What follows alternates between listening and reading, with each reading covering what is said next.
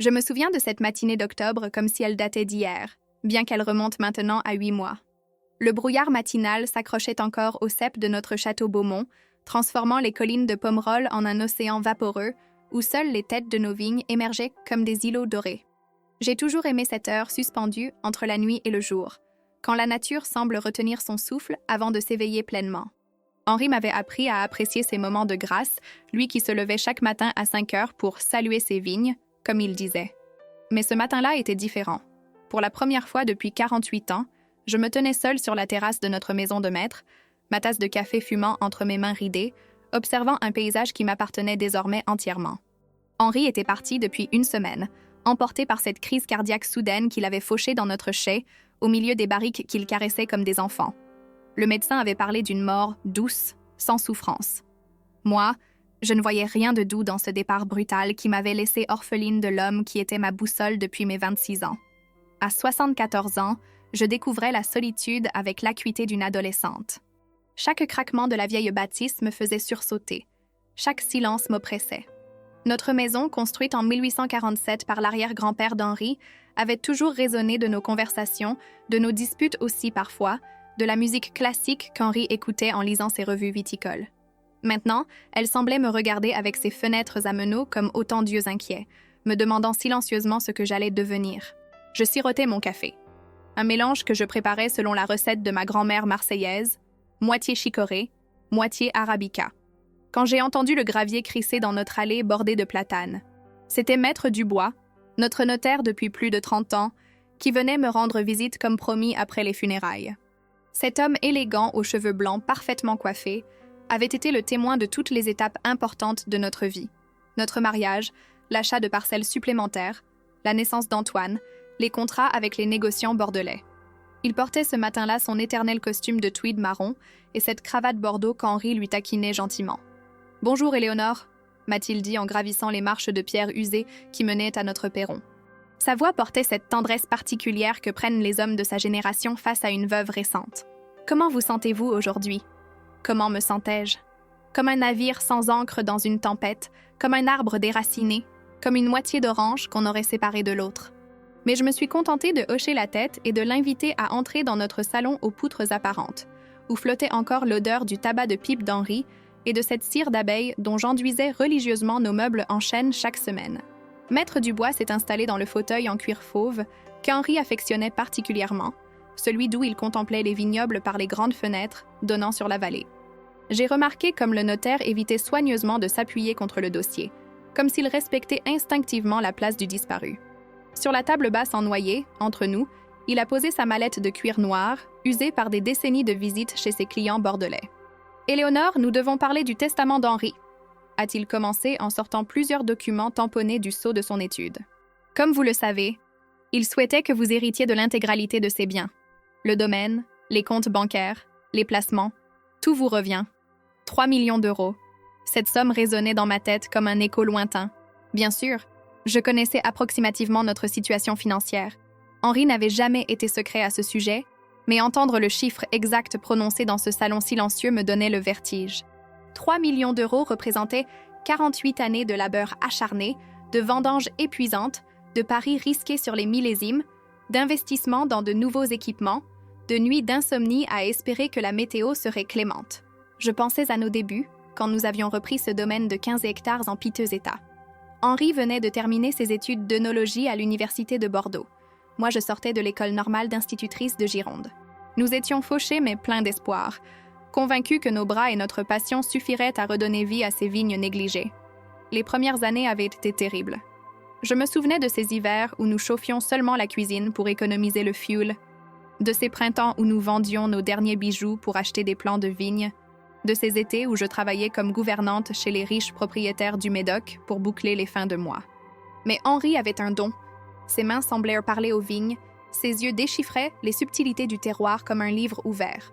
Petit à petit, nos vins avaient acquis une réputation, d'abord auprès des restaurants locaux de Libourne et Saint-Émilion, puis auprès des négociants de Bordeaux, enfin auprès de collectionneurs parisiens et même étrangers. Notre Pomerol 1989 avait obtenu 18 sur 20 dans la Revue du vin de France. Notre 1995 avait été servi à l'Élysée pour un dîner d'État. Ces succès, nous les avions savourés ensemble, dans cette même cuisine où j'avais tant pleuré d'épuisement et d'inquiétude. Il y a autre chose, Éléonore, a continué Maître Dubois en me tirant de mes souvenirs. Henri avait rédigé une lettre pour vous, à ouvrir après la lecture du testament. Il m'a tendu une enveloppe de papier ivoire, marquée de l'écriture penchée de mon mari. Mon nom y était écrit à l'encre bleue, de cette plume Parker qu'il utilisait toujours pour les documents importants. Mes mains tremblaient en décachetant cette dernière correspondance, cette ultime conversation avec l'homme qui avait partagé ma vie. Ma chère Éléonore, si tu lis ces lignes, c'est que je ne suis plus là pour te serrer dans mes bras. Pardonne-moi de te laisser seule face à notre héritage. Tu as été ma force pendant toutes ces années, ma conseillère la plus sage, mon amour le plus profond. Sans toi, jamais je n'aurais pu transformer ce domaine en ce qu'il est devenu. Tu mérites cette fortune que nous avons bâtie ensemble, ne l'oublie jamais. Mais je m'inquiète pour Antoine. Notre fils a réussi brillamment sa carrière d'avocat, mais j'ai peur que nous ayons échoué à lui transmettre nos valeurs. Il ne connaît du domaine que les chiffres du comptable et les bouteilles de prestige que nous lui envoyons pour ses dîners parisiens. Il n'a jamais eu les mains dans la terre, n'a jamais connu l'angoisse des gelées tardives ou la joie d'une vendange parfaite. Fais-lui comprendre, si tu le peux, que l'argent sans âme ne vaut rien. Nos vignes ont besoin d'un héritier qui les aimera, pas seulement qui les possédera. Je t'aime, ma belle Éléonore. Prends soin de toi et prends soin de notre patrimoine. Il porte notre histoire. Ton Henri qui t'aimera toujours. Les larmes me brouillaient la vue. Cette lettre, c'était tout Henri, prévoyant, tendre et inquiet pour l'avenir de ce qui nous tenait lieu d'enfants communs, notre domaine. Je l'ai pliée soigneusement et glissée dans la poche de mon cardigan en laine, contre mon cœur. Maître Dubois a respecté mon silence quelques instants, regardant par la fenêtre nos ouvriers qui taillaient déjà les vignes en prévision du printemps suivant. Jean-Claude, notre chef de culture depuis 20 ans, dirigeait l'équipe avec cette autorité tranquille que j'avais appris à respecter. Lui, au moins, connaissait la valeur du travail. Ses mains étaient sculptées par des décennies de labeur. Son visage buriné portait les traces de tous les soleils et tous les hivers qu'il avait affrontés aux côtés de nos vignes. « Éléonore, » a repris le notaire, « avez-vous réfléchi à vos projets? Souhaitez-vous continuer l'exploitation du domaine? » Cette question, je me la posais depuis la mort d'Henri. Avais-je la force, à 74 ans, de poursuivre seule cette aventure? Certes, Jean-Claude et son équipe connaissaient parfaitement leur métier, et notre maître de chai, Bernard Lescure, était un virtuose de la vinification. Mais diriger un domaine, c'était aussi prendre des décisions commerciales, négocier avec les négociants, gérer les finances, prévoir les investissements. Henri excellait dans tous ces domaines. Moi, j'avais toujours été son épaule, sa confidente, sa collaboratrice, mais jamais vraiment la patronne. Je ne sais pas encore, ai-je avoué. C'est trop tôt pour prendre ce genre de décision. En réalité, je mentais. Au fond de moi, je savais déjà que je ne pourrais pas abandonner ce domaine. C'était notre œuvre commune, notre testament vivant. Vendre Château-Beaumont reviendrait à trahir la mémoire d'Henri et à renier 48 années de ma propre existence. Mais j'avais besoin de temps pour comprendre comment organiser cette nouvelle vie, comment apprivoiser cette solitude qui me terrorisait. Après le départ de Maître Dubois, je suis sortie me promener dans les vignobles. C'était mon rituel quotidien avec Henri, une promenade d'1 heure environ pour observer l'évolution des vignes selon les saisons, pour planifier les travaux à venir, pour simplement nous imprégner de cette beauté austère qui nous entourait. Seule maintenant, cette balade prenait une couleur mélancolique, mais elle restait nécessaire. Mes pas me portaient automatiquement vers nos plus vieilles parcelles, plantées en 1947, l'année de naissance d'Henri. Ces vignes centenaires avaient une noblesse particulière.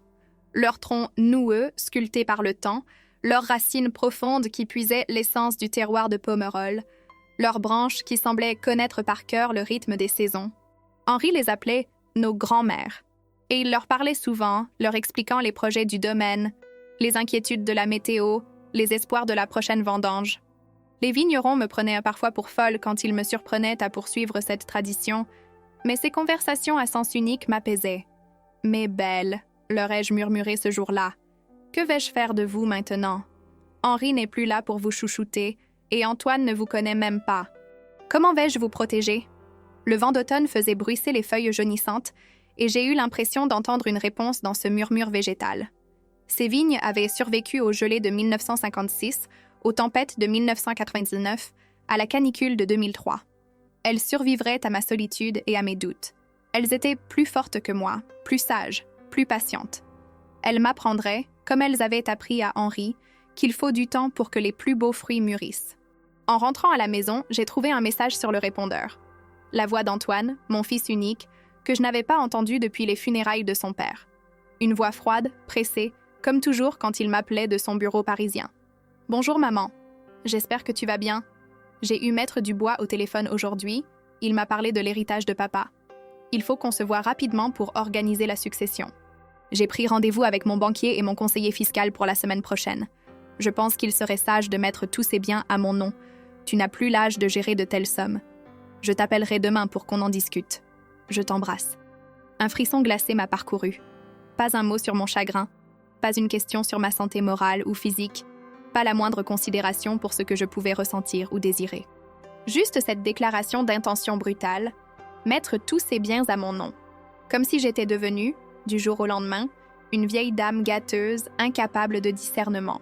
Antoine avait toujours été un enfant difficile, trop gâté peut-être, habitué à obtenir tout ce qu'il désirait. Fils unique, né quand j'avais 36 ans après des années d'infertilité, il avait été notre miracle et notre faiblesse. Henri et moi n'avions jamais su lui résister, lui refuser quoi que ce soit. Les meilleures écoles, les plus beaux jouets, les vacances les plus coûteuses. Nous pensions que notre amour et notre générosité feraient de lui un homme bon et respectueux. Nous nous étions trompés. À 18 ans, Antoine avait quitté Bordeaux pour Paris sans un regard en arrière, comme s'il fuyait ce qu'il appelait l'ennui provincial. Il avait brillamment réussi ses études de droit, était devenu associé dans un grand cabinet d'avocats d'affaires, s'était marié avec Isabelle, une héritière parisienne aussi snob que lui. Il vivait dans un appartement haussmannien du 16e arrondissement, fréquentait les théâtres et les vernissages, partait en vacances aux Seychelles ou à Saint-Barth. Leur monde était à des années-lumière du nôtre. Ses visites au domaine se limitaient à un week-end par an, généralement en été, accompagné d'Isabelle qui supportait mal l'odeur du fumier et se plaignait des moustiques. Antoine regardait nos vignes comme on regarde un placement boursier, s'intéressait uniquement aux chiffres de production et aux bénéfices. Il n'avait jamais voulu apprendre le métier, considérant la viticulture comme une activité archaïque et salissante. « Vous feriez mieux de vendre et d'investir dans l'immobilier parisien », nous répétait-il chaque année. Et maintenant, il voulait mettre tous ses biens à son nom, comme si 48 années de ma vie ne comptaient pour rien, comme si j'étais déjà morte et enterrée aux côtés d'Henri. Cette nuit-là, pour la première fois depuis les funérailles, j'ai pleuré. Pas seulement de tristesse, mais de colère et d'amertume. Nous avions échoué avec Antoine, Henri et moi. Nous avions créé un monstre d'égoïsme et d'ingratitude. Allongé dans notre grand lit conjugal, dans cette chambre où flottait encore le parfum d'Henri, j'ai pris une décision qui allait changer nos vies à tous les deux.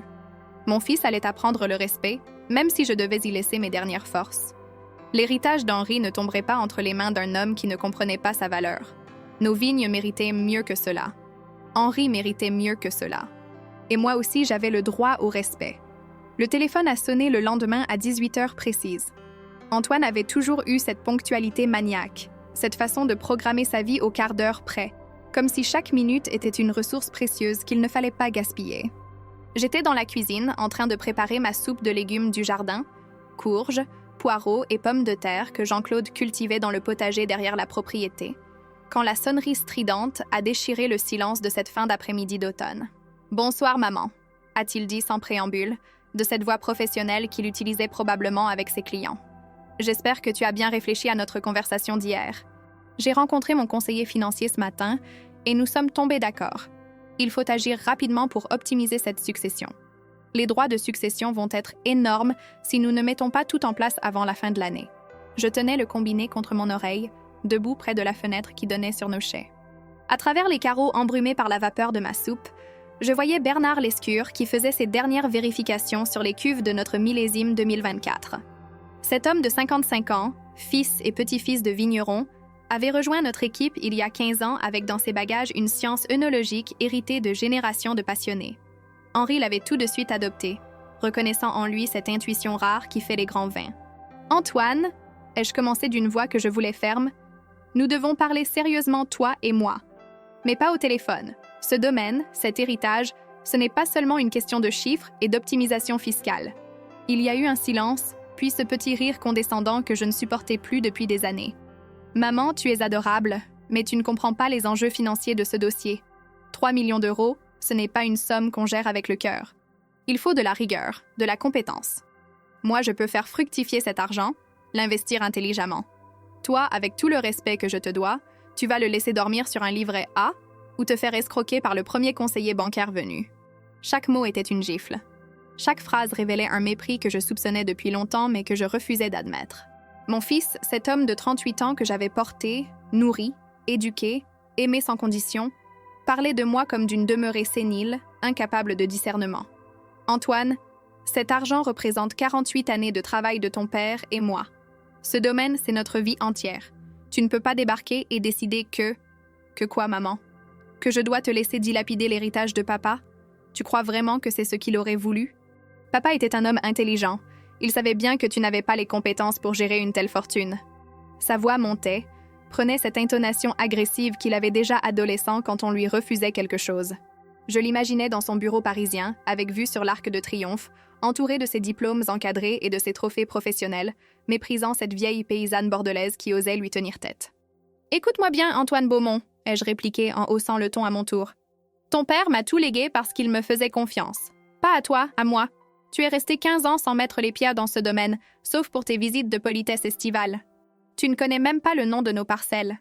Tu n'as jamais participé à une vendange. Tu ignores tout de notre métier.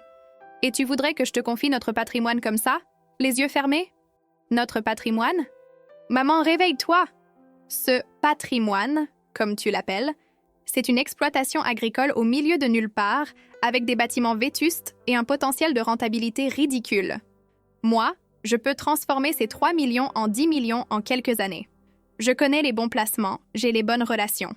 Pendant que tu joueras à la fermière avec tes vignes, moi je multiplierai la fortune familiale. » Cette phrase a été l'étincelle qui a mis le feu aux poudres. 48 années de ma vie résumées à jouer à la fermière. Notre pomérole primée dans les plus grands concours internationaux, nos bouteilles servies dans les palaces du monde entier, notre réputation bâtie goutte après goutte, millésime après millésime, réduit à une exploitation agricole au milieu de nulle part. Tu sais quoi, Antoine? Tu as raison sur un point. Ton père était un homme intelligent, assez intelligent pour ne pas te léguer directement cet héritage. Il savait ce que tu en ferais. Qu'est-ce que tu veux dire par là? Pour la première fois depuis le début de notre conversation, j'ai senti un tremblement dans sa voix, une faille dans cette assurance arrogante. Je veux dire que tu n'auras pas un centime de cet héritage tant que tu n'auras pas prouvé que tu le mérites. Et tu es très loin du compte, mon fils. Tu ne peux pas faire ça. C'est mon droit. Je suis ton héritier légal. Je peux faire exactement ce que je veux de mon argent, Antoine. Et ce que je veux, c'est te donner une leçon que nous aurions dû t'enseigner il y a bien longtemps. J'ai raccroché, les mains tremblantes de colère et d'émotion. Dehors, la nuit tombait sur nos vignobles, transformant les rangées de ceps en silhouettes fantomatiques sous la lune montante. Cette conversation venait de marquer une rupture définitive entre mon fils et moi. Mais pour la première fois depuis des années, je me sentais fière de moi. Fière d'avoir enfin dit ces 4 vérités à cet homme égoïste qu'était devenu Antoine. Je suis montée dans ma chambre d'un pas décidé, malgré mes 74 ans qui se rappelèrent parfois douloureusement à moi dans les escaliers en chêne de notre maison. J'ai ouvert le secrétaire en marqueterie que m'avait offert Henri pour nos 10 ans de mariage, ce meuble précieux où je conservais nos souvenirs les plus intimes. Dans le tiroir secret que seul Henri et moi connaissions, j'ai retrouvé la correspondance que nous entretenions pendant nos rares séparations. Ses voyages d'affaires à Paris ou Lyon, mes séjours chez ma sœur Marguerite à Marseille, ces quelques jours par an où la distance nous faisait redécouvrir la force de notre amour. Ces lettres jaunies par le temps, écrites à la plume sur notre papier à en-tête du château orné de nos armoiries familiales, racontaient 48 années de bonheur, de projets communs, d'inquiétudes partagées. Je les connaissais par cœur, mais relire l'écriture penchée d'Henri me procurait un réconfort immense, comme s'il était encore là pour me conseiller et me soutenir. Dans une lettre datée du 15 septembre 1998, Henri m'écrivait depuis l'hôtel Meurice, où il négociait un contrat avec un importateur japonais. « Ma chérie bien-aimée, je m'inquiète de plus en plus pour Antoine. Hier, au téléphone, il m'a encore parlé de notre domaine comme d'un placement immobilier défiscalisé. Jamais comme d'un héritage familial, jamais comme du fruit de notre travail commun. Il calcule déjà sa rentabilité future, évalue nos parcelles au mètre carré, compare nos bénéfices à ceux de la bourse. J'ai l'impression qu'il nous voit comme des paysans attardés qui s'accrochent à des traditions dépassées. Avons-nous eu tort de l'envoyer si loin de nous pour ses études? Avons-nous échoué à lui transmettre nos valeurs? Quand je lui parle de la beauté d'un coucher de soleil sur nos vignes, il me répond statistiques de production. Quand je lui raconte l'émotion de la première dégustation d'un nouveau millésime, Il me demande les prévisions de prix. Parfois, j'ai l'impression de parler à un étranger. Cette question, Henri se l'était posée pendant des années sans oser me l'avouer ouvertement. Moi aussi, en secret, je doutais parfois de nos choix éducatifs. Nous avions voulu offrir à Antoine toutes les opportunités que nous n'avions pas eues. La meilleure éducation possible, l'ouverture sur le monde, la liberté absolue de choisir sa voie. Nous pensions qu'en lui donnant les clés de la réussite sociale, nous ferions de lui un homme accompli et reconnaissant. Mais en lui ouvrant toutes les portes, nous avions peut-être oublié de lui enseigner d'où il venait, qui il était vraiment, quelle terre l'avait vu naître. Dans une autre lettre datée de mars 2001, Henri exprimait ses doutes avec encore plus de clarté. « Éléonore, mon amour, j'ai reçu ce matin un courrier d'Antoine qui m'a glacé le sang. Il nous propose de vendre le domaine pour investir dans l'immobilier parisien. Il a fait établir une expertise par une agence spécialisée. Il a calculé que nos 15 hectares pourraient rapporter 15 millions de francs, qu'investis dans des appartements haussmanniens, cet argent nous garantirait des revenus locatifs confortables sans les aléas climatiques et les contraintes du travail de la terre. Il nous voit déjà installés dans un pavillon de banlieue avec un petit jardin fleuri, libérés enfin des corvées agricoles. Je n'arrive pas à croire qu'un fils de vigneron puisse écrire de telles énormités. Comment peut-il imaginer une seule seconde que nous accepterions de brader l'œuvre de nos vies pour devenir rentiers parisiens? Comment peut-il réduire notre passion à des corvées? J'ai relu sa lettre 10 fois, cherchant une trace d'humour, un clin d'œil complice. Mais non, il est sérieux, terriblement sérieux. Notre fils nous propose de trahir 5 générations de Beaumont pour quelques points de rentabilité supplémentaires. Relisant ces lignes, je comprenais mieux la douleur silencieuse qu'Henri avait portée pendant des années. Nous avions élevé un fils brillant, cultivé, prospère, mais nous avions échoué à lui transmettre l'essentiel. L'amour de la terre, le respect des anciens, la fierté du travail bien fait, la compréhension que certaines choses ne se monnaient pas. Le téléphone a sonné de nouveau vers 22 heures, me tirant de ma lecture mélancolique. Antoine, probablement, qui appelait pour s'excuser ou pour négocier. Mais je n'avais plus envie de parler. Plus envie d'entendre ses justifications mielleuses ou ses nouvelles menaces à peine voilées. J'ai laissé le répondeur prendre l'appel, restant immobile dans mon fauteuil en tapisserie, écoutant sa voix qui résonnait dans le salon silencieux, hachée par une colère qu'il ne cherchait plus à dissimuler. « Maman, tu es en train de faire une énorme erreur. Je ne sais pas qui t'a monté la tête contre moi, mais tu vas le regretter. » J'ai consulté mon avocat spécialisé en droit des successions, Maître Pradel, et il m'a confirmé qu'il y avait des moyens légaux de contester tes décisions si tu n'es plus en possession de toutes tes facultés mentales. Une expertise psychiatrique peut être ordonnée par le juge des tutelles si la famille en fait la demande. Tu comprends ce que ça signifie? Je ne te laisserai pas détruire l'héritage de papa par caprice sénile ou manipulation de ton entourage. Rappelle-moi demain matin à 9 heures précises, et nous trouverons une solution raisonnable qui préservera les intérêts de tout le monde. Sinon, tu m'obliges à prendre des mesures légales que nous regretterons tous les deux. Je ne plaisante pas, maman. J'ai les moyens de mes ambitions, et je n'hésiterai pas à les utiliser. Des menaces, maintenant. Des menaces précises, documentées, légalement fondées. Mon propre fils me menaçait de faire constater mon incapacité mentale pour récupérer l'héritage de son père. Il évoquait une manipulation de mon entourage, laissant entendre que j'étais devenue une vieille dame influençable tombée sous la coupe de conseillers malveillants. Il parlait d'expertise psychiatrique, de juge des tutelles, de procédures judiciaires. Cette nuit-là, j'ai compris que j'avais perdu Antoine depuis longtemps, peut-être depuis toujours. L'enfant que j'avais cru élever avec amour et dévouement n'existait que dans mes souvenirs embellis, dans mes illusions de mère aveuglée par l'instinct maternel. J'ai passé une grande partie de la nuit allongée sur notre grand lit conjugal, dans cette chambre où flottait encore le parfum d'Henri, un mélange de lavande de nos sachets provençaux et de cette eau de toilette Penhaligon's qu'il utilisait depuis nos fiançailles. Dans l'obscurité traversée par les ombres mouvantes des platanes secoués par le vent d'automne, je regardais le plafond à caissons en chêne sculpté, cadeau de mariage de mes beaux-parents, et je laissais défiler les images de toute une vie de mère. Antoine bébé dans mes bras, si petit, si fragile, avec ses cheveux bruns bouclés et ses yeux noisettes qui me regardaient avec cette confiance absolue des nouveau-nés. Antoine enfant qui courait entre les vignes en riant aux éclats, poursuivant les papillons et cueillant les grappes encore vertes malgré mes réprimandes amusées. Antoine, à 6 ans, qui m'aidait à préparer les confitures de raisin, perché sur un tabouret dans notre cuisine, les mains poisseuses de sucre et le visage barbouillé de pulpe violette. Antoine, à 10 ans, qui accompagnait Henri dans les chais, posant 1000 questions sur les mystères de la fermentation, goûtant le mou avec des grimaces comiques, promettant qu'un jour il ferait les meilleurs vins du monde. Puis étaient revenues les années difficiles de l'adolescence. Antoine a 15 ans qui boudait pendant nos dîners familiaux, trouvant nos conversations ennuyeuses, nos préoccupations provinciales, nos traditions démodées. Antoine a 17 ans qui refusait de participer aux vendanges, prétextant ses révisions pour le baccalauréat, mais qu'on retrouvait au café de Libourne en train de jouer au billard avec ses copains de lycée. Antoine a 18 ans qui nous annonçait son départ pour Paris avec un soulagement mal dissimulé, comme s'il s'évadait enfin d'une prison dorée.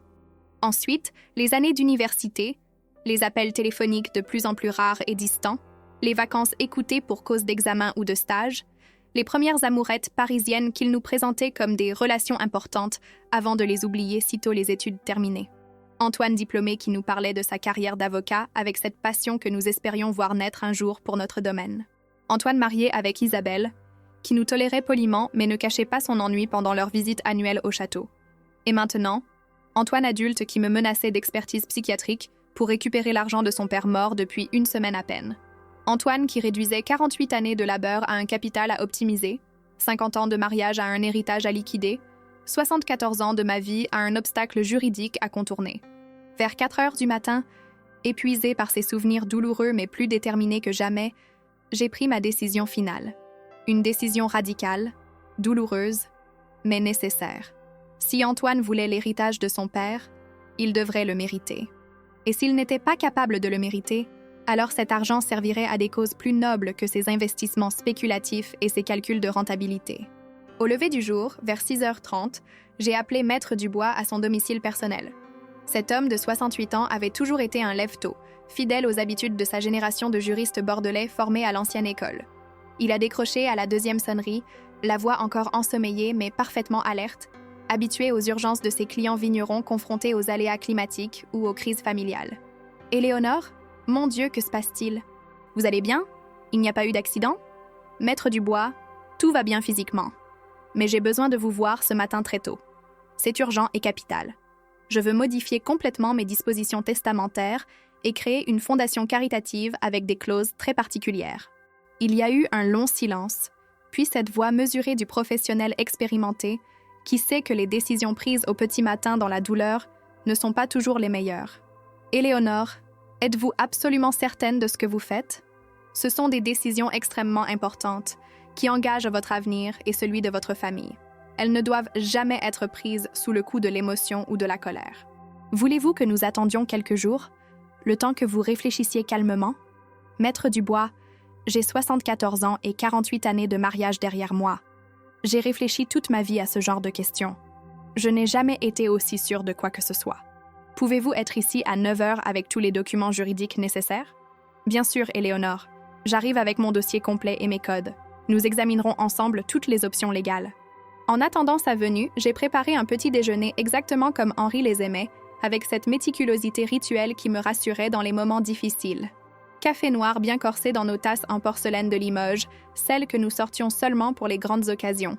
Tartines de pain de campagne grillées à point, du pain que je commandais 3 fois par semaine chez la boulangerie Fourré de Libourne, cette institution familiale qui perpétuait depuis 4 générations les recettes traditionnelles du Bordelais. Confiture de figues violettes de notre figuier centenaire, planté par l'arrière-grand-père d'Henri en 1895, et qui donnait chaque automne des fruits sucrés comme du miel. Beurre fermier des vaches normandes de notre voisin du Bournais, un éleveur passionné qui refusait obstinément l'industrialisation et continuait à fabriquer ses produits selon les méthodes d'autrefois. Ces gestes simples, répétés des milliers de fois au cours de notre vie commune, m'apaisaient profondément. Ils me reconnectaient à l'essentiel, à cette existence authentique et enracinée que nous avions construite Henri et moi, loin des artifices parisiens et des calculs mesquins de la finance moderne. Chaque objet de cette cuisine racontait notre histoire. La cafetière en émail bleu que ma belle-mère m'avait transmise, le grille-pain en chrome des années 60 qu'Henri avait acheté pour notre installation, les sets de table en lin brodé que j'avais confectionnés pendant mes premières grossesses, avant les fausses couches qui avaient précédé la naissance miraculeuse d'Antoine.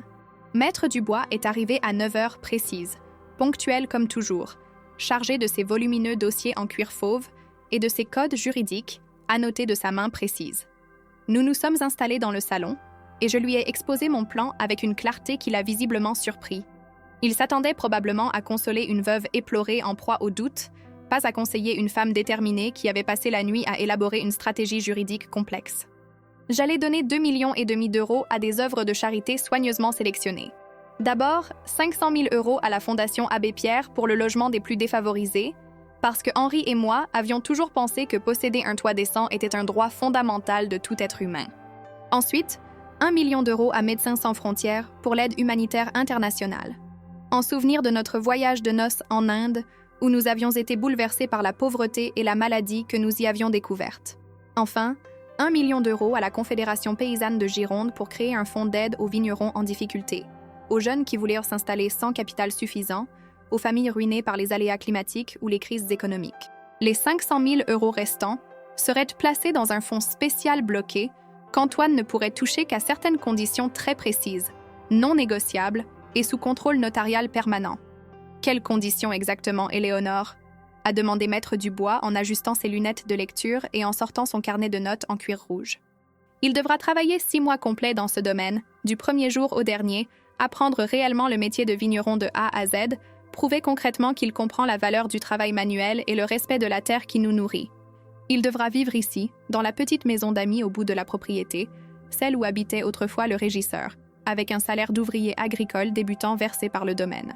Pas question qu'il fasse semblant en gardant un pied à Paris et en continuant sa vie d'avocat prospère. Je veux qu'il découvre ce que signifie gagner sa vie à la sueur de son front, se lever à 5 heures du matin pour surveiller la météo, avoir mal au dos après 8 heures de taille, rentrer le soir épuisé mais fier du travail accompli. Maître Dubois notait scrupuleusement, son stylo plume courant sur le papier avec des crissements légers. Il hochait la tête régulièrement, pesant chaque mot, chaque implication juridique de ce dispositif inhabituel. Et s'il refuse ces conditions, alors sa part ira elle aussi aux œuvres de charité. Antoine aura le choix, 6 mois de vraie vie pour récupérer son héritage ou rien du tout. C'est à prendre ou à laisser. Et s'il accepte mais abandonne en cours de route? Même sanction. Il faut qu'il aille au bout, qu'il tienne ses engagements comme un homme digne de ce nom. Sinon, c'est qu'il n'a toujours rien compris. Et s'il va au bout mais continue à mépriser le domaine et vos valeurs? Cette question me touchait au cœur du problème. Pouvait-on forcer quelqu'un à aimer ce qu'il avait toujours rejeté? Pouvait-on transmettre par contrainte ce qu'on n'avait pas réussi à enseigner par l'amour? S'il va au bout, il aura mérité cet argent, même s'il continue à penser que nous sommes des paysans attardés. Au moins, il aura appris la valeur de l'effort et de la persévérance. Ce sera déjà un progrès considérable. Maître Dubois a hoché la tête lentement, admirant malgré lui l'intelligence de ce dispositif qui préservait mes volontés tout en offrant une porte de sortie honorable à Antoine. C'est un plan audacieux, Éléonore, juridiquement irréprochable et moralement défendable. Mais êtes-vous prête à assumer toutes les conséquences? Antoine va très, très mal le prendre. Il va probablement vous menacer, vous faire du chantage affectif, peut-être même essayer de vous attaquer en justice. Antoine me menace déjà d'expertise psychiatrique. Au moins, avec ce système, il aura une chance de récupérer son héritage s'il accepte de grandir un peu. Une chance de devenir l'homme que son père et moi aurions aimé qu'il soit. Nous avons passé toute la matinée à rédiger les documents, à peaufiner chaque clause, à prévoir tous les cas de figure possibles et imaginables. Maître Dubois, malgré ses réserves initiales sur la radicalité de ma décision, s'est pris au jeu de cette architecture juridique originale, admirant la subtilité d'un testament qui était à la fois un piège et une chance, une punition et une rédemption possible. Vers midi, alors que nous finissions de paraffer les dernières pages de l'acte authentique, le gravier de notre allée a crissé sous les pneus d'une voiture puissante que je ne connaissais pas. Par la fenêtre du salon, j'ai aperçu une berline allemande noire aux vitres teintées, un de ces véhicules de fonction que conduisent les cadres supérieurs parisiens. Antoine en est sorti avec cette élégance naturelle qu'il avait héritée de son père. Impeccable dans son costume 3 pièces sur mesure de chez Charvet, ses cheveux bruns parfaitement coiffés malgré le voyage, ses chaussures italiennes brillant sous le soleil d'automne comme des miroirs. Il avait dû prendre le TGV de nuit ou l'avion du matin, probablement en première classe comme toujours, laissant en plan ses dossiers parisiens et ses rendez-vous d'affaires pour venir régler cette crise familiale au plus vite. Dans son esprit, cela ne devrait pas prendre plus de quelques heures. Une discussion ferme avec sa vieille mère, quelques arguments d'autorité, une signature au bas d'une procuration, et il pourrait repartir vers sa vraie vie avec l'héritage paternel en poche. Il a gravi les marches du perron en pierre de taille, avec cette démarche assurée des hommes habitués à commander, à négocier des contrats de millions d'euros, à gagner tous leurs procès par la force de leur argumentation.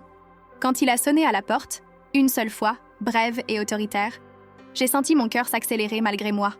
L'épreuve de force que j'avais préparée mentalement allait enfin commencer. « Bonjour, maman », a-t-il dit en m'embrassant distraitement sur les joues, ses lèvres effleurant à peine ma peau, comme s'il accomplissait un devoir familial fastidieux. « Bonjour, maître Dubois. »« Parfait, vous êtes là aussi. Nous allons pouvoir régler cette histoire rapidement et efficacement. » Il s'est installé dans le fauteuil en cuir fauve d'Henri sans y être invité, sans même me demander la permission, comme s'il reprenait possession d'un territoire qui lui appartenait de droit. Il a posé sa mallette en cuir noir sur notre table basse en noyer, l'a ouverte avec des gestes précis et en a sorti plusieurs dossiers parfaitement ordonnés, classés par onglets de couleur selon un système d'organisation qui trahissait son obsession du contrôle. J'ai fait établir par mon conseiller financier personnel, Maître Verneuil de la banque Rothschild, un plan de gestion optimal pour l'intégralité de l'héritage de papa.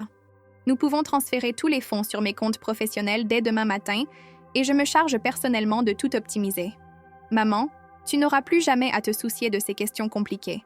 Je te verserai une rente mensuelle de 5 000 € qui te permettra de vivre très confortablement et tu pourras bien sûr garder la maison et le domaine en jouissance viagère tant que tu le souhaites. Il parlait vite, avec cette efficacité commerciale qu'il devait utiliser pour convaincre ses clients fortunés lors de ses négociations d'affaires. Mais il s'adressait à moi comme à une enfant à qui on explique un jeu trop compliqué pour son âge, avec cette condescendance paternaliste que je ne supportais plus depuis des années. « 5 000 € par mois », répétait-il en me montrant des graphiques colorés sortis de sa mallette. « C'est largement suffisant pour tes besoins à ton âge, maman. Tu pourras t'offrir toutes tes petites fantaisies, partir en voyage si tu veux, te faire plaisir sans compter. Et moi, pendant ce temps, je ferai travailler le capital principal sur les marchés internationaux. Avec mes relations dans la finance londonienne et new-yorkaise, je peux garantir un rendement annuel de 8 à 10% minimum. Dans 10 ans, cet héritage aura doublé, voire triplé. Antoine, ai-je dit calmement en croisant les mains sur mes genoux, j'ai quelque chose d'important à te dire. Quelque chose qui va changer ta façon de voir les choses. J'ai tendu les documents que nous venions de signer, Maître Dubois et moi, ces pages officielles marquées du sceau de l'étude notariale qui allait bouleverser sa vie. Il les a pris avec cette désinvolture de l'homme pressé qui croit connaître d'avance le contenu de tous les papiers qu'on lui présente. Puis il a commencé à lire, et j'ai vu son visage se décomposer progressivement, passant de l'assurance au trouble, du trouble à l'incrédulité, de l'incrédulité à la fureur.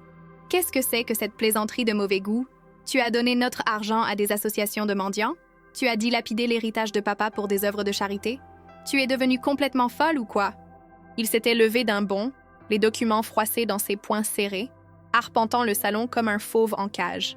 Ses cheveux parfaitement coiffés commençaient à se désordonner. Sa cravate de soie se desserrait.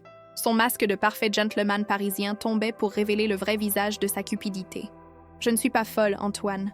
Je suis lucide pour la première fois depuis très longtemps. Cet argent, tu peux encore le récupérer en totalité. Mais pas comme tu l'imaginais dans tes rêves les plus fous. Je lui ai expliqué les conditions, une par une, avec cette précision implacable que j'avais apprise en 48 ans de gestion du domaine aux côtés d'Henri. 6 mois de travail effectif dans nos vignes. 6 mois à apprendre le métier de vigneron de la base au sommet.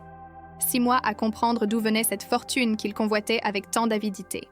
6 mois à découvrir la valeur du travail manuel, de l'effort physique, de la patience face aux caprices de la nature.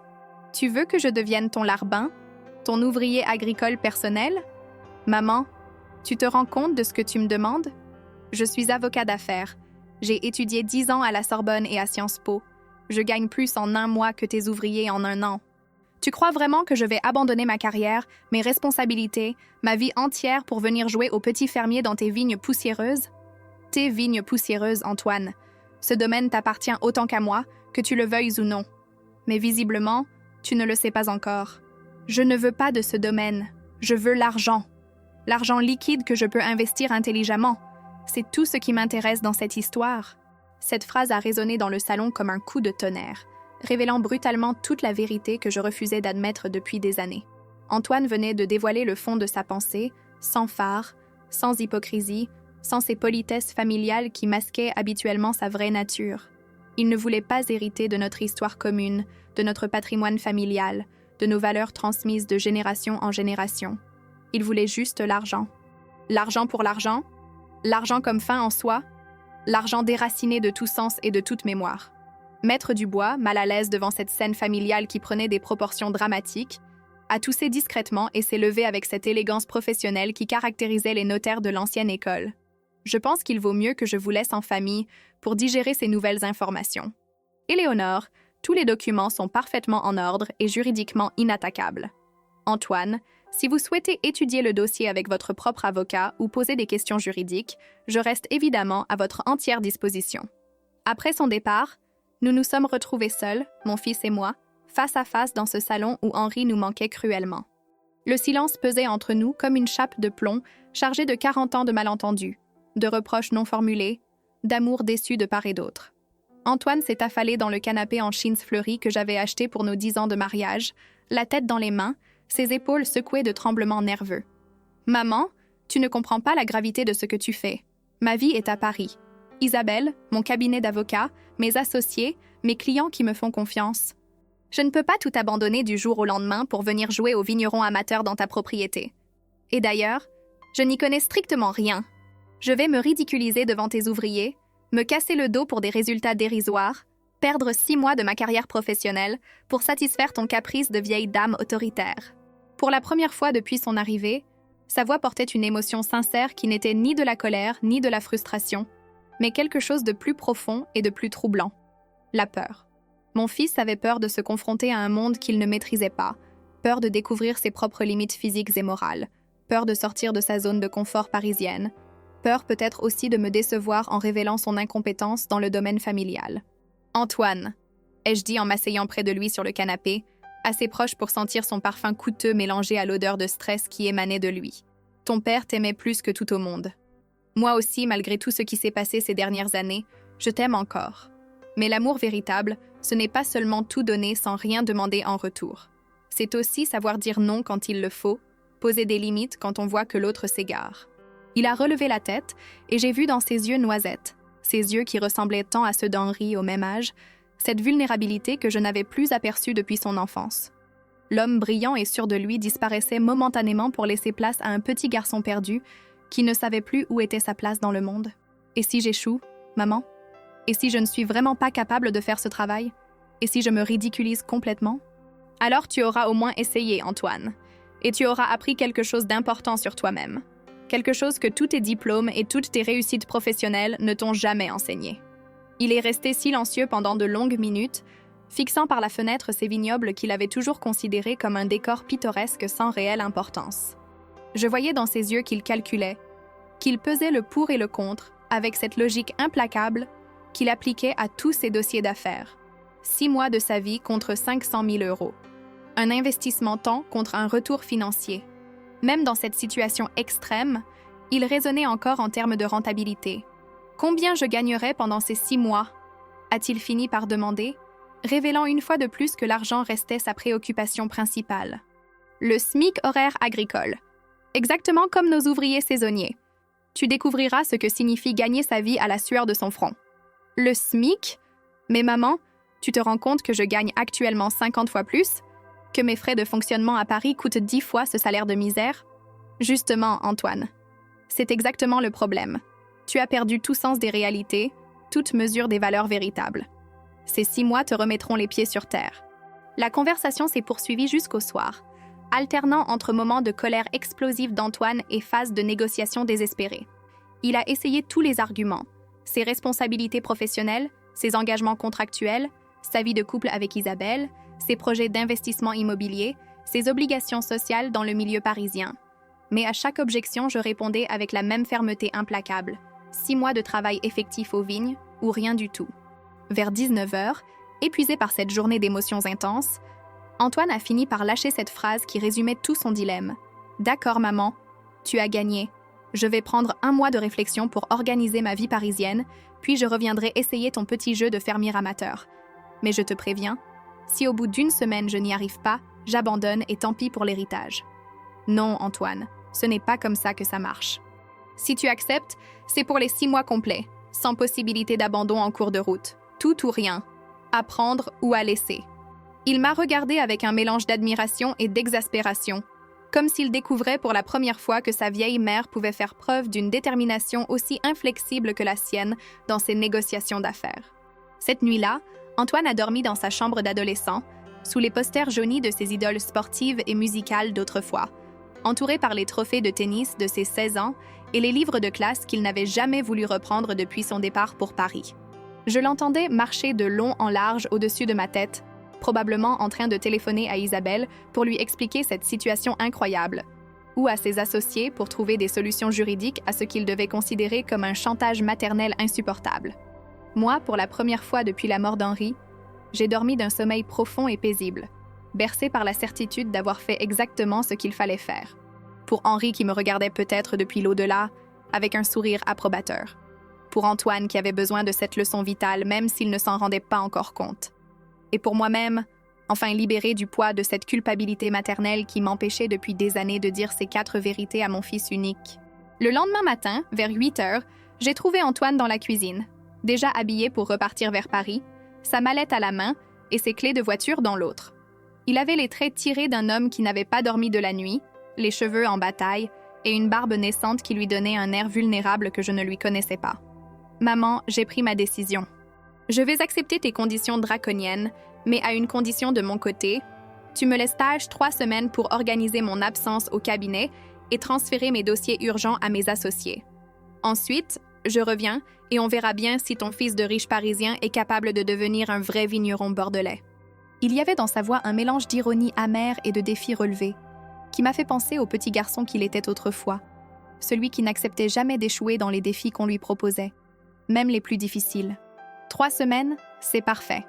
Ça nous mènera début novembre, juste au moment où commence la taille d'hiver.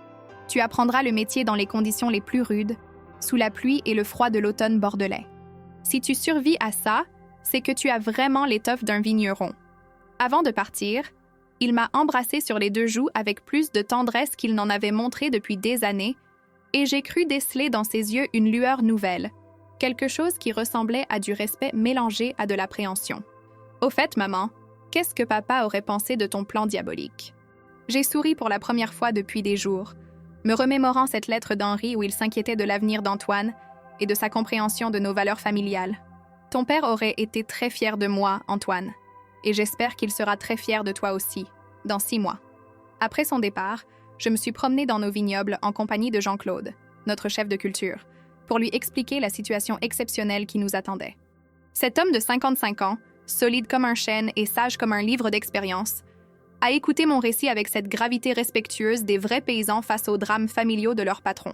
« Madame Éléonore, vous avez bien fait. Un homme qui ne sait pas d'où vient son pain ne peut pas comprendre sa valeur. Votre Antoine, il va souffrir au début, c'est sûr. Mais s'il a un peu du sang de son père dans les veines, il s'en sortira. Et il en ressortira grandi. » Ces paroles simples et justes m'ont réchauffé le cœur. Nos ouvriers, nos vrais amis de toujours, comprenaient instinctivement ce que mon fils éduqué à Paris avait mis 38 ans à ne pas saisir. Que la richesse sans racines n'est qu'illusion, et que l'héritage véritable se transmet par les mains autant que par les testaments. Antoine est revenu exactement 3 semaines plus tard, un lundi matin de novembre, où le brouillard automnal enveloppait nos vignobles d'un voile mystérieux. Je l'attendais sur le perron, emmitouflé dans mon manteau de laine épaisse, quand j'ai entendu ronronner le moteur de sa berline allemande dans l'allée.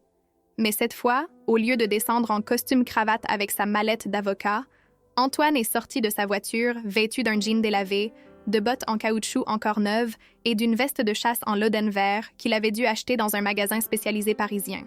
Il portait un sac de voyage militaire en toile kaki, manifestement acheté pour l'occasion, et arborait cette expression tendue de l'homme qui s'apprête à plonger dans l'inconnu. Ses cheveux étaient plus longs que d'habitude, comme s'il avait renoncé à ses coupes impeccables chez le coiffeur du 16e arrondissement, et je remarquai qu'il ne portait plus sa montre Rolex habituelle, remplacée par un modèle de sport plus rustique. « Bonjour maman », m'a-t-il dit en m'embrassant, et j'ai senti dans sa voix un mélange de détermination et d'appréhension qui m'a ému malgré moi. « Je suis là, prêt pour ton stage de survie viticole. » L'ironie était encore présente, mais elle sonnait différemment, moins agressive, plus défensive.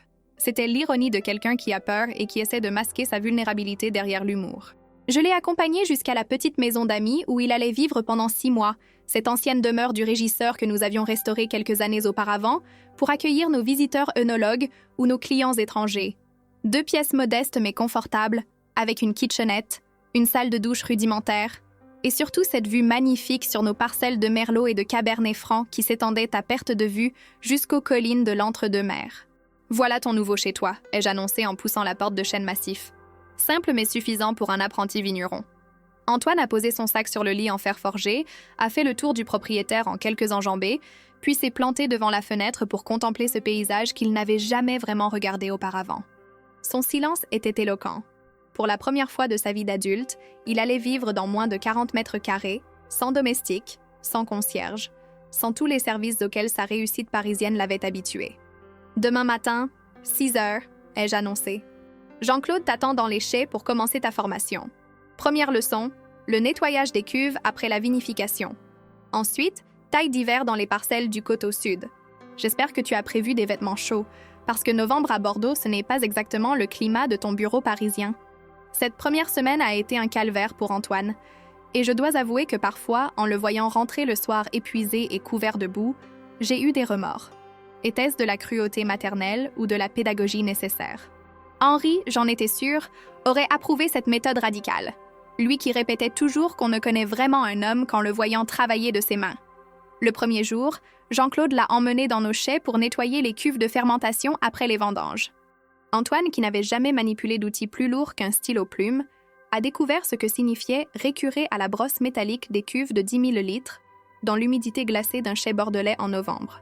Au bout de 2 heures, il avait les mains en sang malgré ses gants de protection tout neufs, et je l'ai vu titubant de fatigue, s'appuyant contre les murs de pierre pour reprendre son souffle. « Madame Éléonore, » m'a confié Jean-Claude ce soir-là, « votre Antoine, il a du courage. Il n'a pas dit un mot de plainte de toute la matinée, même quand je l'ai vu s'abîmer les paumes. Mais il va falloir qu'il s'endurcisse vite, parce que la taille qui nous attend, c'est autrement plus dur que le nettoyage. » La taille d'hiver, effectivement, allait être le véritable test. Cette opération délicate, qui consiste à élaguer chaque cep selon des règles précises héritées de siècles d'expérience vigneronne, demande à la fois de la précision technique, de l'endurance physique et une compréhension intuitive de la vigne. Jean-Claude avait commencé par expliquer à Antoine les principes de base. Reconnaître les bourgeons porteurs, éliminer les sarments superflus, respecter l'équilibre entre la production et la qualité. Mais expliquer et faire sont deux choses différentes. Antoine, armé de son sécateur tout neuf, a passé ses premières journées à massacrer nos précieuses vignes, coupant tantôt trop, tantôt pas assez, se trompant de sarment, oubliant les règles qu'on venait de lui enseigner. Jean-Claude, patient comme Job, recommençait les explications, rectifiait les erreurs, montrait encore et encore les bons gestes. « Antoine, regarde-moi bien », disait-il en tenant délicatement un sarment entre ses doigts et rugueux. « Cette branche-là, elle va donner les plus beaux raisins l'année prochaine. Celle-ci, par contre, elle ne sert à rien. Elle va juste pomper la sève pour rien. Tu sens la différence ?» Antoine se penchait, observait, essayait de comprendre ces subtilités que nos ouvriers saisonniers maîtrisaient après quelques semaines seulement. Mais lui, avec son cerveau d'intellectuel habitué aux concepts abstraits, peinait à décoder ce langage secret de la vigne qui ne s'apprend qu'avec les mains et l'expérience. Le plus dur, ce n'était pas seulement la difficulté technique. C'était l'épuisement physique d'un homme de 38 ans qui découvrait brutalement les exigences du travail manuel. Antoine rentrait chaque soir dans sa petite maison les jambes flageolantes, le dos en compote, les mains tellement douloureuses qu'il avait du mal à tenir sa fourchette pour dîner. Je le voyais parfois de ma fenêtre, assis sur les marches de son perron, la tête dans les mains, probablement en train de se demander s'il allait tenir 6 mois à ce rythme infernal. Ses vêtements de gentleman farmer parisien ont rapidement cédé la place à des tenues plus pratiques, achetées chez Decathlon à Libourne. Son jean de créateur a été remplacé par un bleu de travail maculé de terre et de graisse, ses bottes en cuir par des chaussures de sécurité, sa veste de Loden par un ciré jaune qui le protégeait des averses hivernales. Physiquement aussi, il se transformait. Ses mains se calosaient, ses épaules se musclaient, son teint livide de bureau parisien prenait les couleurs hâlées du grand air. Mais le plus frappant, c'était l'évolution de son caractère. L'arrogance condescendante du premier jour laissait place peu à peu à une humilité forcée face à la complexité de ce métier qu'il avait sous-estimé.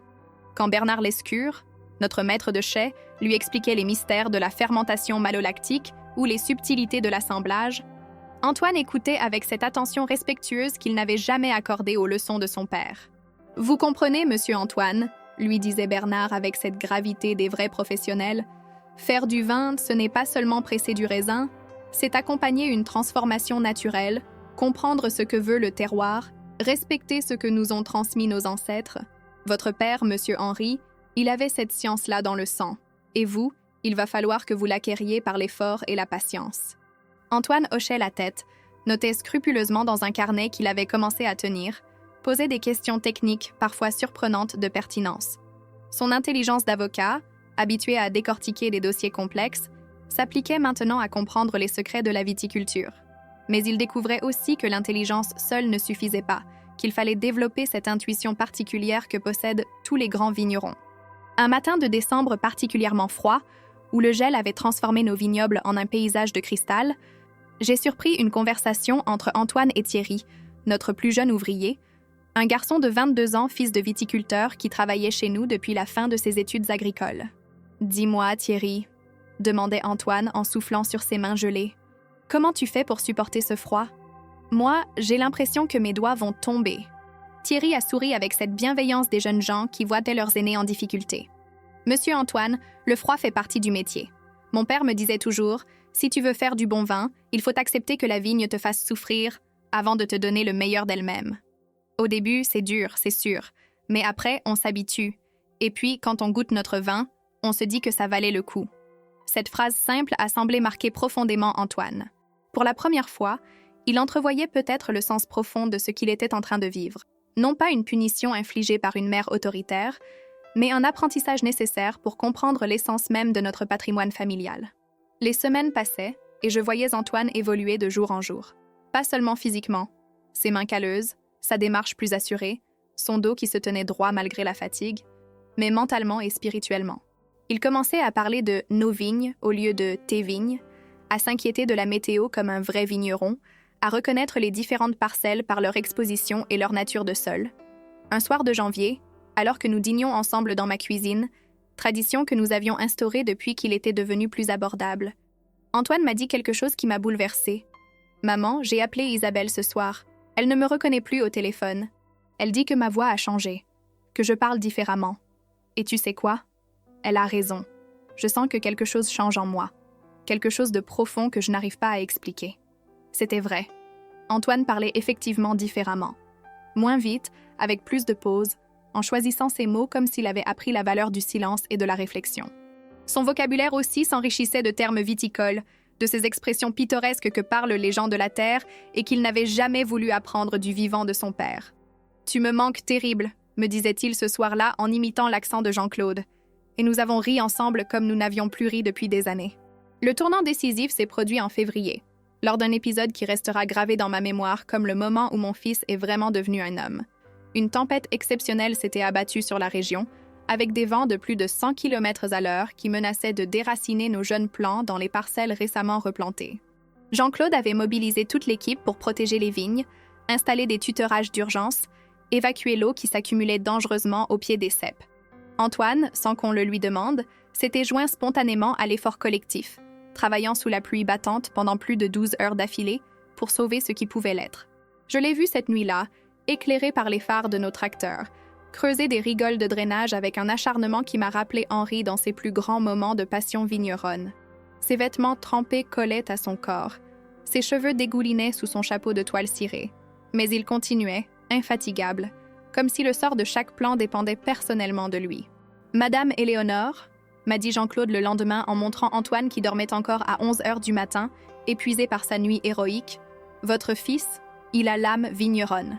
Hier soir, j'ai vu dans ses yeux la même flamme que dans ceux de Monsieur Henry quand notre domaine était en danger. » Ce compliment de Jean-Claude, cet homme qui ne prodiguait jamais d'éloges à la légère, valait tous les diplômes du monde. Antoine était en train de gagner le respect de nos ouvriers, cette reconnaissance silencieuse mais précieuse que s'accordent entre eux les gens qui partagent la même passion pour la terre. Mars est arrivé avec ses premiers bourgeons, et Antoine découvrait maintenant les joies du travail en plein renouveau de la nature. Fini les matinées glacées de l'hiver. Place aux journées douces où l'on sent la sève qui remonte, où l'on guette les premiers signes de ce miracle annuel qu'est le réveil de la vigne. Son regard aussi avait changé. Il observait nos parcelles avec cette attention tendre que portent tous les vignerons à leurs protégés, remarquant chaque détail, s'inquiétant du moindre problème. « Regarde, maman !» me disait-il en me montrant un bourgeon qui pointait sur un cep centenaire. « Tu crois que celui-là va donner de beaux raisins ?» Cette question, posée avec un émerveillement d'enfant, m'a fait comprendre qu'Antoine découvrait enfin ce que son père et moi avions toujours essayé de lui transmettre, l'amour de la vigne. Non pas comme une source de profit, mais comme un être vivant dont on est le gardien responsable. Avril et mai ont été les mois de la révélation totale. Antoine maîtrisait maintenant parfaitement les gestes techniques, mais surtout, il avait développé cette intuition mystérieuse qui permet aux vrais vignerons de sentir leur vigne. Il savait d'instinct quand une parcelle avait soif, quand une autre risquait l'excès d'humidité, quand il fallait traiter préventivement contre les maladies cryptogamiques. Bernard Lescure l'avait pris sous son aile pour lui enseigner les secrets de la vinification, et Antoine se révélait un élève passionné et doué. Ses papilles, affinées par des mois de dégustation technique, commençaient à distinguer les nuances subtiles qui font la différence entre un bon vin et un grand vin. Antoine a le nez, m'a confié Bernard un soir après une séance de dégustation des millésimes précédents. C'est rare ce don-là. On peut l'apprendre jusqu'à un certain point, mais après, c'est inné. Votre fils l'a, ce don, comme son père avant lui. Ces paroles m'ont empli d'une fierté immense. Non seulement Antoine réussissait l'épreuve physique et technique que je lui avais imposée, mais il révélait des qualités que nous n'avions jamais soupçonnées chez lui. La graine était là depuis toujours, il avait juste fallu la bonne terre et les bonnes conditions pour qu'elle germe enfin. Ses relations avec les ouvriers avaient complètement changé aussi. Fini le mépris condescendant du citadin pour les pecnos de la campagne. Antoine avait appris à respecter leur savoir-faire, à apprécier leur solidarité, à comprendre cette noblesse particulière des gens qui vivent au rythme de la nature. Thierry était devenu son ami, Jean-Claude son mentor respecté, Bernard son maître vénéré. Les soirs, au lieu de s'enfermer dans sa petite maison pour téléphoner à Paris, Antoine venait de plus en plus souvent dîner avec moi dans la grande maison. Nous parlions de nos journées aux vignes, des projets pour les prochaines vendanges, des améliorations techniques à envisager. Ces conversations me rappelaient douloureusement et délicieusement celles que j'avais avec Henri, cette complicité professionnelle et affective qui naît quand on partage la même passion. « Maman, m'a dit Antoine un soir de mai où nous dégustions ensemble notre millésime 2019, je crois que j'ai compris quelque chose d'important. Ce domaine, ce n'est pas juste un patrimoine qu'on hérite. C'est une responsabilité qu'on accepte, une mission qu'on accomplit. Papa ne nous a pas seulement laissé de l'argent, il nous a confié une œuvre à perpétuer. » Ces mots, prononcés avec cette gravité nouvelle qui caractérisait maintenant Antoine, m'ont fait comprendre que le pari était gagné. Mon fils avait enfin découvert le sens profond de notre héritage familial. En juin, pour la première fois depuis des années, Antoine a refusé de partir en vacances avec Isabelle. Elle voulait l'emmener aux Bahamas dans un resort de luxe, mais lui préférait rester au domaine pour s'occuper de nos vignes en pleine croissance. « Je ne peux pas abandonner les vignes maintenant », lui avait-il expliqué au téléphone. « C'est le moment crucial. Il faut surveiller la floraison, traiter si nécessaire, adapter l'irrigation selon la météo. Mes vignes ont besoin de moi. » Mes vignes. Il avait dit « mes vignes », sans s'en rendre compte, et ce possessif m'a bouleversée. Antoine s'appropriait enfin ce patrimoine qu'il avait si longtemps rejeté. Isabelle, selon ce qu'il m'a raconté, avait très mal pris ce revirement. Elle ne comprenait pas cette transformation de son mari brillant et urbain en paysan passionné de terre et de climat. Leurs conversations téléphoniques étaient devenues difficiles, pleines de reproches mutuels et d'incompréhension croissante. Elle dit que je suis devenue quelqu'un d'autre, m'a confié Antoine avec une tristesse résignée. Et elle a raison, je crois. Je ne suis plus le même homme qu'il y a 6 mois. La question, c'est de savoir si c'est en mieux ou en pire. Pour moi, la réponse ne faisait aucun doute. L'homme que je voyais maintenant, bronzé par le soleil, endurci par le travail, enrichi par cette sagesse particulière que donne le contact avec la terre, cet homme-là ressemblait enfin au fils qu'Henri et moi avions rêvé d'avoir. Le jour J est arrivé début juillet, exactement 6 mois après le début de cette aventure. Antoine avait rempli toutes ses obligations, dépassé toutes nos espérances, transformé radicalement sa vision de la vie et de notre patrimoine familial. Il était temps de tenir ma promesse et de lui remettre officiellement les 500 000 € qu'il avait si durement mérités. Maître Dubois est venu spécialement pour l'occasion, porteur des documents de transfert de fonds que nous avions préparés 6 mois auparavant. Antoine, lui, avait revêtu pour l'occasion son plus beau costume de travail. Un bleu de chauffe propre et repassé, des chaussures de sécurité cirées comme pour une parade militaire, et cette casquette de vigneron que lui avait offerte Jean-Claude pour marquer son intégration définitive dans l'équipe. Nous nous sommes retrouvés tous les 3 dans le salon, le même où s'était déroulée 6 mois plus tôt la confrontation dramatique qui avait tout déclenché. Mais l'atmosphère était maintenant sereine, presque solennelle, comme lors d'une cérémonie religieuse. « Antoine », a commencé Maître Dubois en sortant ses documents officiels, « j'ai l'honneur de vous remettre ce chèque de 500 000 € conformément aux clauses testamentaires établies par votre mère.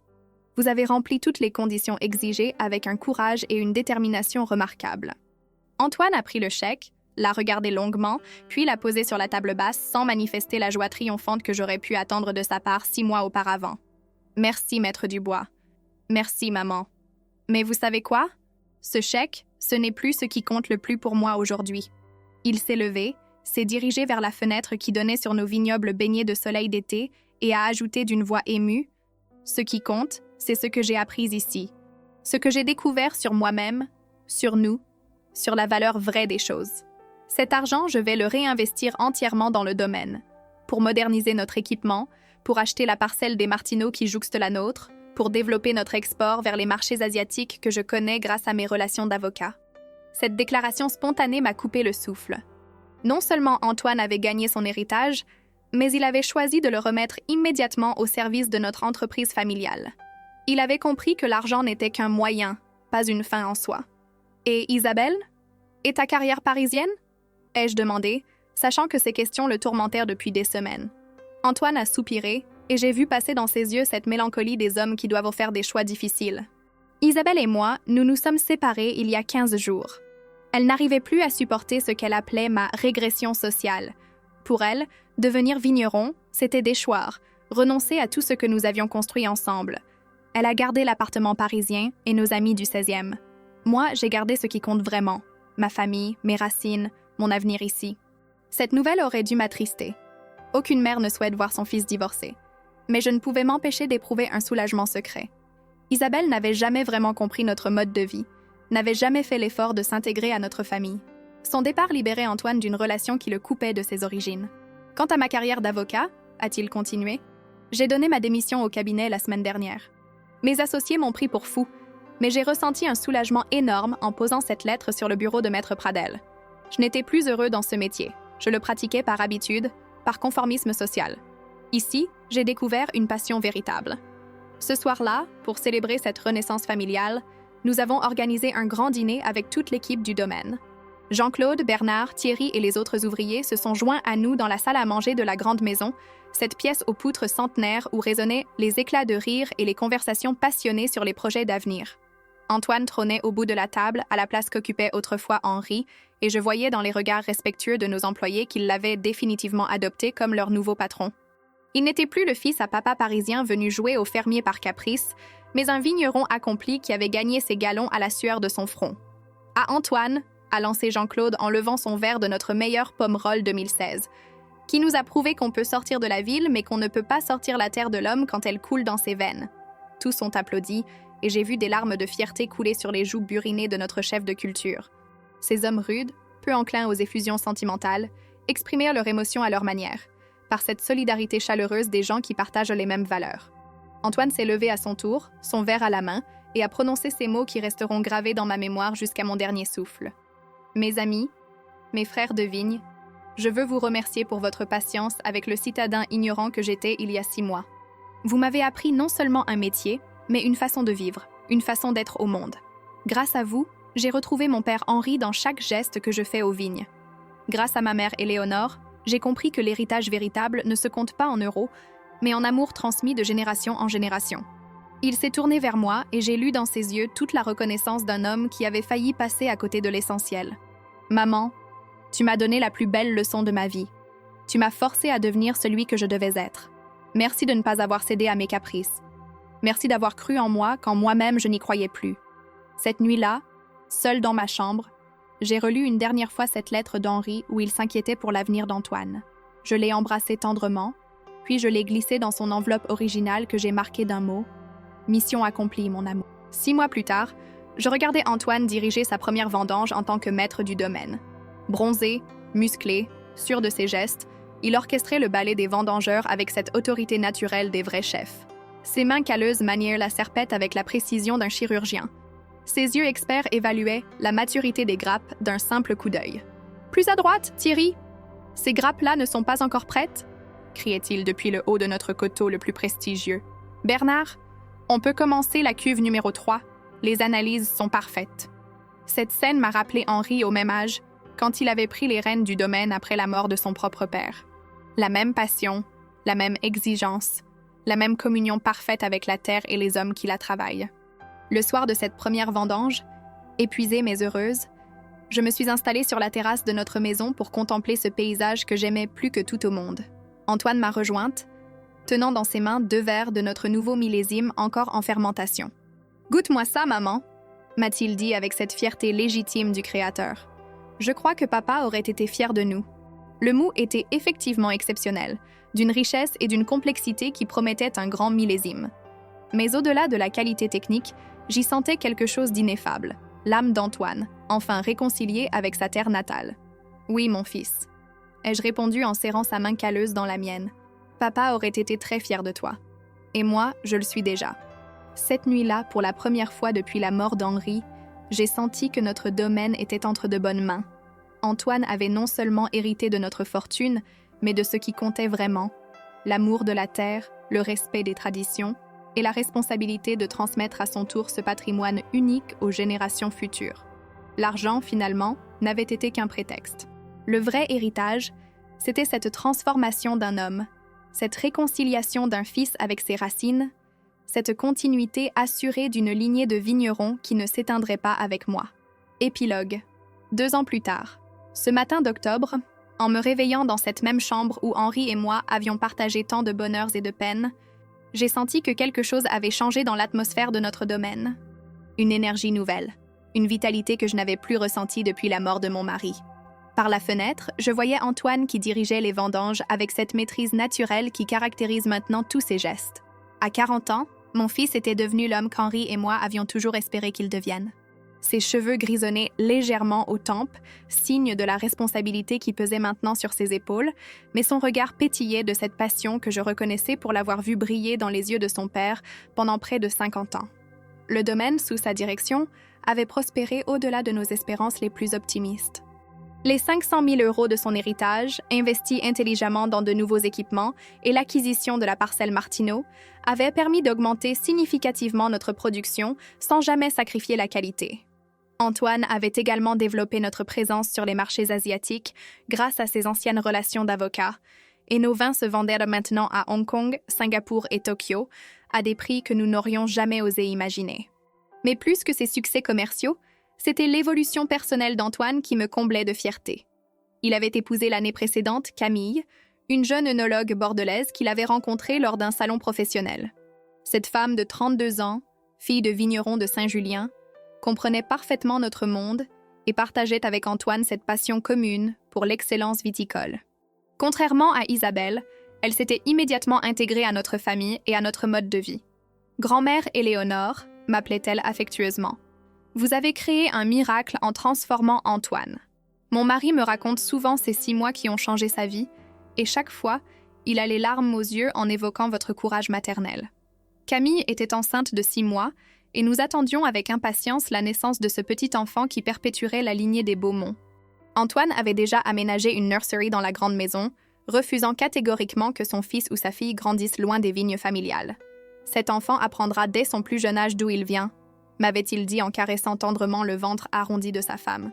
Il connaîtra la valeur du travail, le respect de la terre, l'amour de nos traditions. Je ne veux pas qu'il commette les mêmes erreurs que moi. Ce matin-là, en descendant prendre mon petit déjeuner, j'ai trouvé sur la table de cuisine un journal bordelais ouvert à la page économique. Un grand article titrait « Château Beaumont, la renaissance d'un domaine familial sous l'impulsion d'Antoine Beaumont, ancien avocat d'affaires devenu vigneron passionné ». L'article, illustré de photos d'Antoine dans les vignes, racontait notre histoire avec une justesse qui m'a émue. « Quand j'ai quitté Paris pour revenir aux sources familiales, » déclarait Antoine au journaliste, « je pensais faire un sacrifice temporaire pour récupérer un héritage.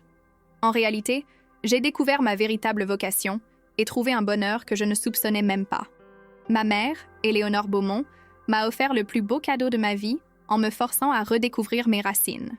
En lisant ces lignes, j'ai repensé à cette nuit dramatique d'il y a 2 ans et demi, quand j'avais pris la décision de donner une leçon à mon fils.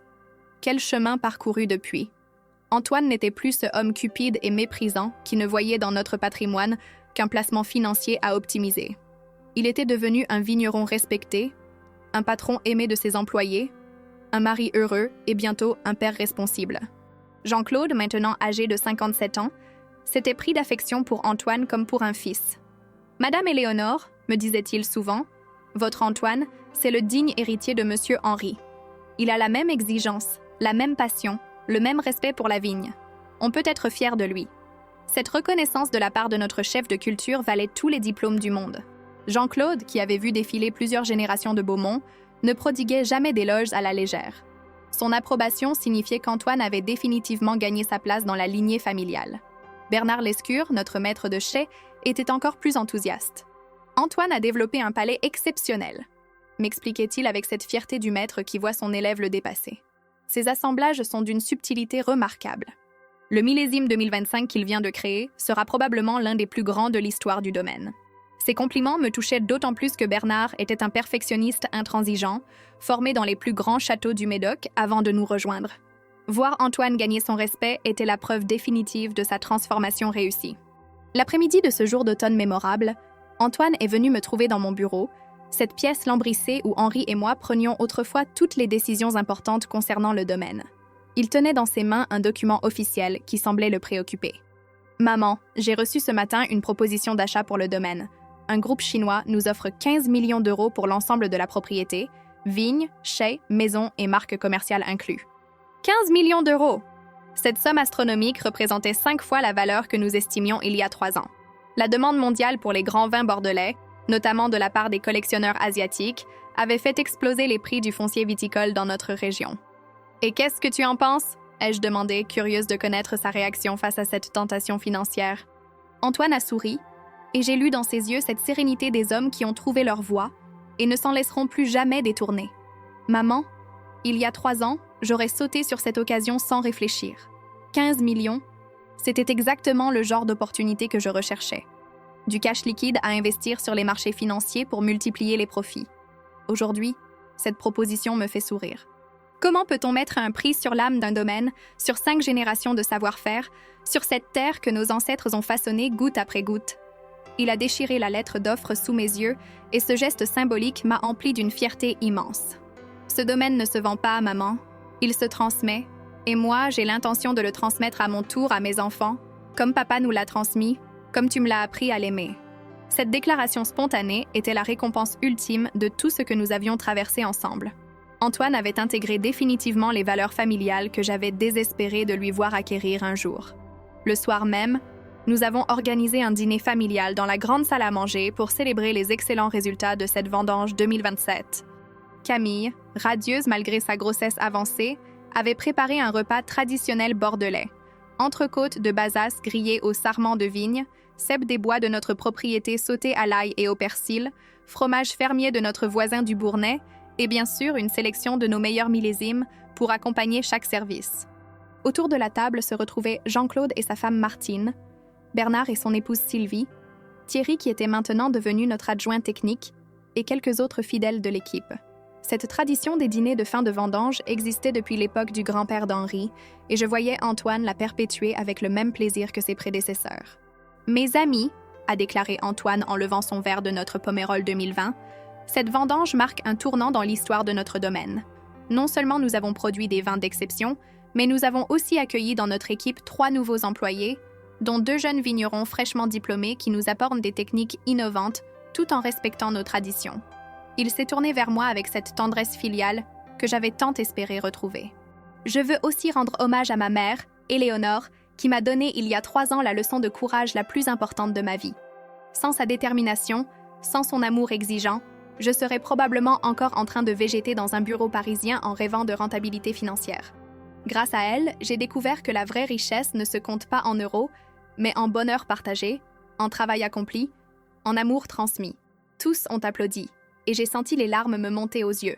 Ces paroles d'Antoine, prononcées devant nos employés devenus nos amis, consacraient définitivement la réussite de mon pari maternel. « À Éléonore !» a lancé Jean-Claude. « Qui nous a redonné le patron que ce domaine méritait ?»« À Henri !» a renchéri Bernard, qui nous regarde sûrement d'en haut avec fierté. « À la famille Beaumont !» ont crié en chœur tous les convives. « Et aux générations futures qui perpétueront la tradition !» Cette soirée restera gravée dans ma mémoire comme l'une des plus belles de ma longue existence. J'y ai vu se concrétiser tous mes rêves les plus fous.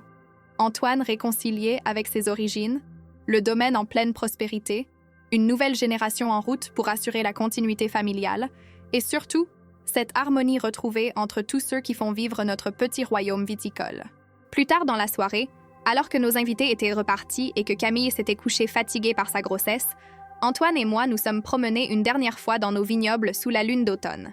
Les ceps, débarrassés de leurs grappes, dressèrent leurs silhouettes nues vers le ciel étoilé, se préparant déjà pour le repos hivernal qui précéderait un nouveau cycle de renaissance. « Maman », m'a dit Antoine en s'arrêtant près de nos plus vieilles vignes, celle plantée en 1947, l'année de naissance d'Henri, « j'ai une confession à te faire. Pendant ces 6 mois de travail forcé, il y a eu des moments où je t'ai détesté, où j'ai pensé que tu étais devenue une vieille femme cruelle qui se vengeait de mes années d'indifférence. Cette révélation ne m'a pas surprise. J'avais bien senti, à certaines périodes difficiles, qu'Antoine me reprochait amèrement la situation dans laquelle je l'avais placé. Mais aujourd'hui, a-t-il continué, je réalise que tu m'as sauvé la vie. Pas financièrement, pas socialement, mais spirituellement. Tu m'as empêché de devenir un homme riche mais vide, prospère mais malheureux, brillant mais sans âme. Tu m'as rendu à moi-même, à mes racines, à ce que j'avais de meilleur en moi sans le savoir.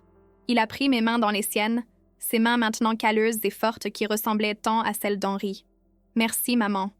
Merci d'avoir eu le courage de me dire non quand j'en avais le plus besoin. Merci d'avoir risqué notre relation pour sauver mon âme. Tu es la mère la plus courageuse du monde.